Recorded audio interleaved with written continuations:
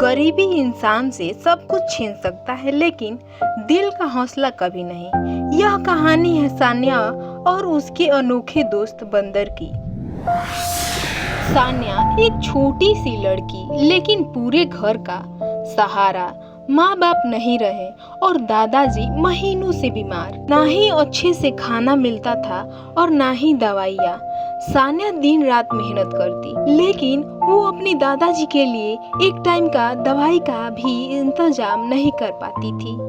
सान्या भगवान से कहती है, हे भगवान, काश मेरे पास इतना पैसा होता कि मैं दादाजी के लिए दवाई तो ले पाती। और तभी किस्मत ने उसकी जिंदगी में फिर से रोशनी भेजी। बचपन का साथी बंदर जंगल से दौड़ता हुआ उसके पास आ गया। सान्या उसे देखकर बहुत हैरान होती है और पूछती है, तुम इतने सालों बाद यहाँ पर कैसे? बंदर कुछ नहीं बोलता और उसे देखता रहता। कुछ ही देर में वो समझ जाता है इसकी हालत खराब है, इसलिए जंगल से जाता और कुछ सब्जियां लेकर आता और दवाइयाँ भी।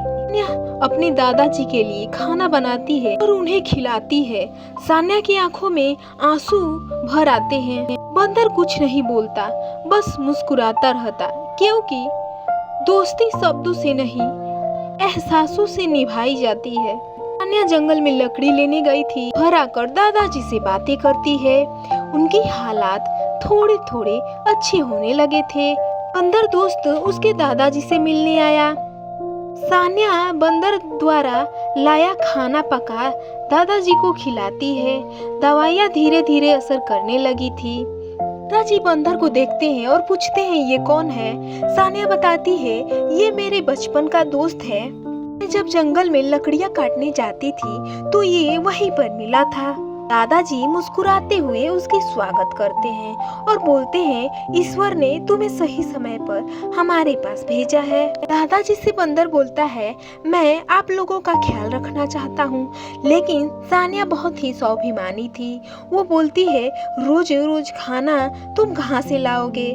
मैं इंतजाम कर लूंगी, मैं बहुत ज्यादा मेहनत करूंगी। लेकिन बंदर नहीं मानता, बोलता है, मैं भी मेहनत करूंगा और तुम दोनों के साथ रहूंगा और ख्याल रखूंगा। दादाजी मान जाते हैं, वो दोनों के साथ रहता है। सान्या काम से थकी हारी घर आती है, सो जाती है तो बंदर उसका ख्याल रखता है, उसे समझाता है, तुम इतनी ज्यादा मेहनत मत करो, मैं भी मेहनत करूंगा। इसलिए वो जाता है, जंगल से लकड़ी भी लाता है और खाने का इंतजाम भी करता है। कहीं से फल तोड़ कर लाता तो कभी कभी सब्जियां भी लाता। सान्या बहुत ही उदास मन से उसे देखती रहती, ये मेरे साथ कितना अच्छा है। दादाजी की हालत फिर से खराब हो जाती है।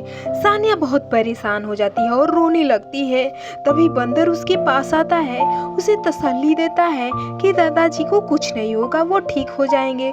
लेकिन कुछ ही दिन में उनकी मृत्यु हो जाती है। दोनों बहुत ज्यादा रोते हैं। तभी बंदर को एक जंगल में पड़ा हुआ बच्चा मिलता है, उसे उठाकर सान्या के पास लेकर आता है। सान्या उस समय खाना बना रही थी और उसके बाद वो बच्चे को देखकर पूछती है, ये बच्चा कहाँ से तुम लाए हो? बंदर बोलता है, मेरी तरह ये भी जंगल में था, इसलिए मैं इसे उठाकर घर लेकर आया कि कहीं उसे कोई जंगली जानवर नुकसान ना पहुँचाए। बच्चा धीरे धीरे बड़ा होने लगा था। बंदर की हालत भी खराब होने लगी थी, उसकी तबीयत थोड़ी थोड़ी खराब होने लगी थी। ये बातें सान्या को नहीं बताता। सान्या के चेहरे पर पिंपल हो चुके थे, इसलिए उसके लिए जंगल से जाता है और जड़ी बूटी लेकर आता है, उसको देता है लगाने के लिए। सान्या जब एक हफ्ते लगाती है, उसके चेहरे के सारे दाने ठीक हो जाते हैं। वो ये देखकर बहुत ज़्यादा खुश होती है। उसे देखकर बंदर भी खुश था, लेकिन वो अपनी तबीयत के बारे में सान्या को कुछ नहीं बताता। धीरे धीरे दिन बीतने लगा था। सान्या उदास होने लगी, क्योंकि उसे पता चल चुका था कि बंदर बीमार है।